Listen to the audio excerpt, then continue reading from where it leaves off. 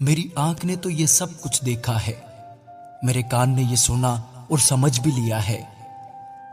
جو کچھ تم جانتے ہو اسے میں بھی جانتا ہوں، میں تم سے کم نہیں۔ میں تو قادر مطلق سے گفتگو کرنا چاہتا ہوں۔ میری آرزو ہے کہ خدا کے ساتھ بحث کروں، لیکن تم لوگ تو جھوٹی باتوں کے گھڑنے والے ہو، تم سب کے سب نکمے طبیب ہو۔ کاش تم بالکل خاموش ہو جاتے، یہی تمہاری عقل مندی ہوتی۔ اب میری دلیل سنو اور میرے منہ کے دعویٰ پر کان لگاؤ۔ کیا تم خدا کے حق میں ناراستی سے باتیں کرو گے اور اس کے حق میں فریب سے بولو گے؟ کیا تم اس کی طرفداری کرو گے؟ کیا تم خدا کی طرف سے جھگڑو گے؟ کیا یہ اچھا ہوگا کہ وہ تمہاری تفتیش کرے؟ کیا تم اسے فریب دو گے جیسے آدمی کو؟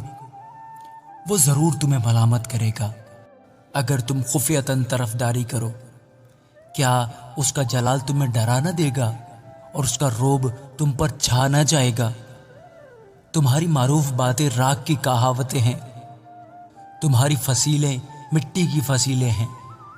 تم چپ رہو، مجھے چھوڑو تاکہ میں بول سکوں، اور پھر مجھ پر جو بیتے سو بیتے۔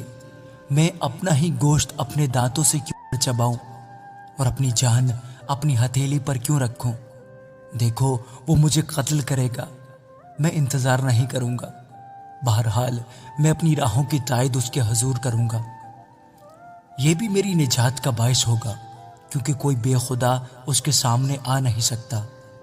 میری تقریر کو غور سے سنو اور میرا بیان تمہارے کانوں میں پڑے۔ دیکھو میں نے اپنا دعویٰ درست کر لیا ہے، میں جانتا ہوں کہ میں صادق ہوں۔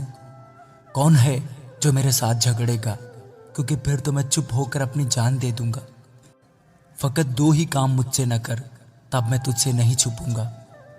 اپنا ہاتھ مجھ سے دور ہٹا لے اور تیری ہیبت مجھے خوف زدہ نہ کرے، تب تیرے بلانے پر میں جواب دوں گا، یا میں بولوں اور تو مجھے جواب دے۔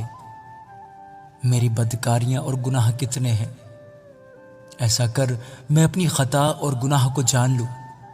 تو اپنا منہ کیوں چھپاتا ہے اور مجھے اپنا دشمن کیوں جانتا ہے؟ کیا تو اڑتے پتے کو پریشان کرے گا؟ کیا تو سوکھے ڈنٹل کے پیچھے پڑے گا؟ کیونکہ تو میرے خلاف تلخ باتیں لکھتا ہے اور میری جوانی کی بدکاریاں مجھ پر واپس لاتا ہے۔ تو میرے پاؤں کاٹ میں ٹھونکتا اور میری سب راہوں کی نگرانی کرتا ہے، اور میرے پاؤں کے گرد خط کھینچتا ہے، اگرچہ میں سڑی ہوئی چیز کی طرح ہوں جو فنا ہو جاتی ہے، یا اس کپڑے کی مانند ہوں جسے کیڑے نے کھا لیا ہو۔ آمین۔